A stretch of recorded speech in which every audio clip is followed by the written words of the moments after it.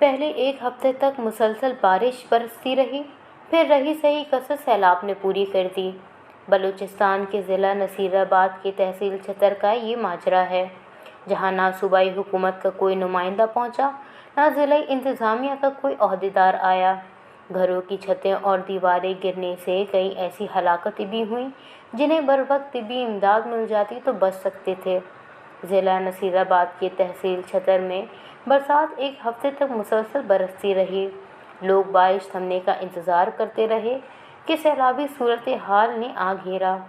اس کے بعد نہ گھر رہے نہ مال مویشی، سڑکیں اور رابطہ پل بہے تو چھتر کا بیرونی دنیا سے رابطہ ہی کٹ گیا۔ ہر طرف بربادی اور موت کا رقص تھا، جس کا شکار رحمت بی بی کا گھر بھی ہوا۔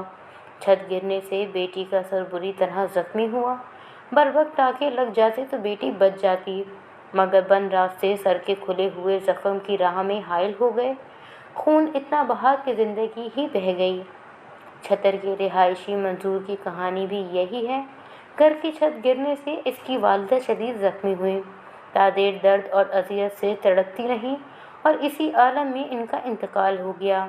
منظور اب سیلاب زدگان میں ادویات تقسیم کر رہا ہے۔ بقول اس کے والدہ نہ رہیں، لیکن اب اس کی کوشش ہے کہ علاقے کا کوئی اور زخمی یا بیمار دواؤں کی عدم فراہمی کی وجہ سے نہ مرے۔ حیرت کی بات یہ ہے کہ ڈپٹی کمشنر نے سیلاب سے متاثرہ علاقوں کے بارے میں جو خط لکھا تھا، اس میں تحصیل چھتر کا ذکر بھی نہیں ہے۔ چھتر کے متاثرین کی حالت یہ ہے کہ نہ رہنے کو گھر ہے، نہ کھانے کے لیے خوراک اور نہ ہی علاج کے لیے دوائیاں، مگر صوبائی حکومت کو جیسے اس علاقے کی کوئی پرواہ ہی نہیں۔